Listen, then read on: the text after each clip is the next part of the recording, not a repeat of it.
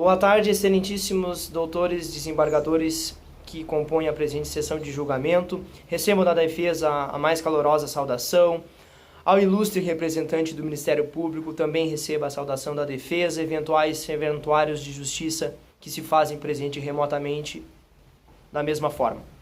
Os presentes embargos de declaração com efeitos de infringentes têm como fundamento a omissão data vênia contida no acórdão recorrido, tocante ao ponto, à linha C do habeas corpus, da impossibilidade de decretação, conversão em prisão preventiva ex officio pelo juízo de primeiro grau.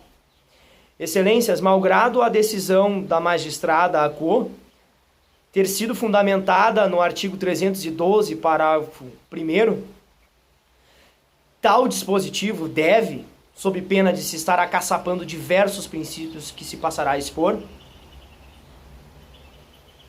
conjuntamente com outros artigos, com outros dispositivos legais.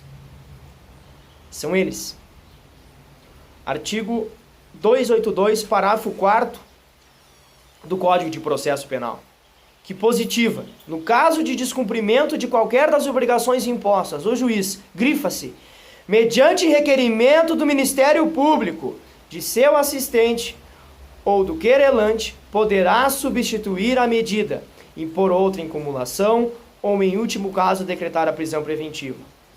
Já o parágrafo 2º do mesmo artigo, excelências, dispõe que as medidas cautelares serão decretadas pelo juiz a requerimento das partes, ou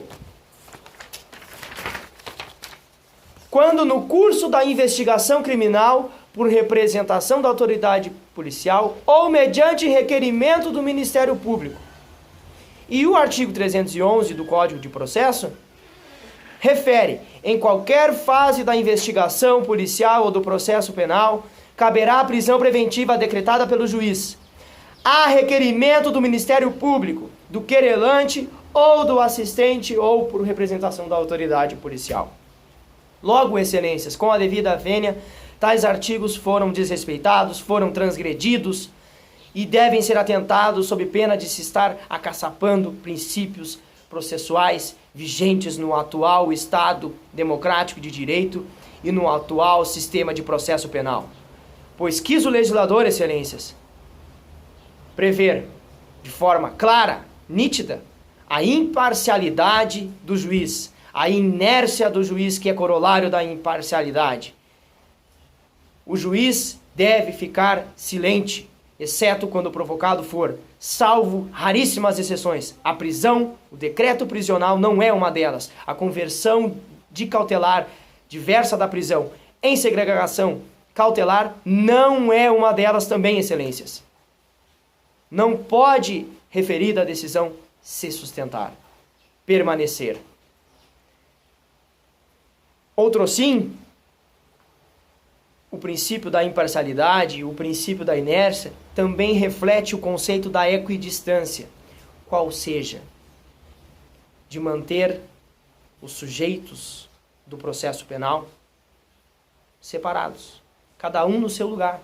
Cabe ao Ministério Público denunciar, acusar, efetuar requerimentos, requerer diligências, requerer a prisão preventiva, solicitar a conversão de prisão em prisão preventiva.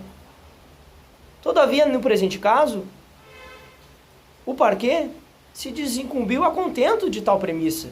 Não houve requerimento, não houve provocação do titular da ação penal. Logo, não há como converter medida cautelar diversa da prisão em prisão preventiva, sob pena de se estar violando todos esses dispositivos e todos esses princípios que regulam o Estado democrático de direito em que vivemos atualmente e o atual processo penal vigente. Excelências, também deve ser aplicado o artigo 141 do Código de Processo Civil. Diz ele: o juiz decidirá o mérito nos limites propostos pelas partes, sendo-lhe vedado conhecer de questões não suscitadas a cujo respeito a lei exige iniciativa da parte. Houve iniciativa da parte neste presente caso? Houve provocação do Ministério Público, titular da ação penal, que neste caso é incondicionada? Não houve, excelências. Então, como a magistrada mantém a imparcialidade, convertendo uma medida cautelar diversa da prisão na medida extrema, na medida mais gravosa, sem requerimento algum de Ministério Público, de autoridade policial. Tal decisão não está aivada de nulidade. Logo, a defesa roga e clama a vossas excelências que seja feita nada mais, nada menos do que a justiça. E a justiça é o reconhecimento de tal nulidade, de tal ilegalidade, com o intuito de acolher os embargos de declaração, com efeitos de infringentes, com vistas à concessão da ordem e à imediata expedição do competente alvará de soltura do paciente. É o que se requer. Agradeço a vossas excelências o tempo despendido e desejo a todos uma boa tarde e um bom trabalho. Muito obrigado.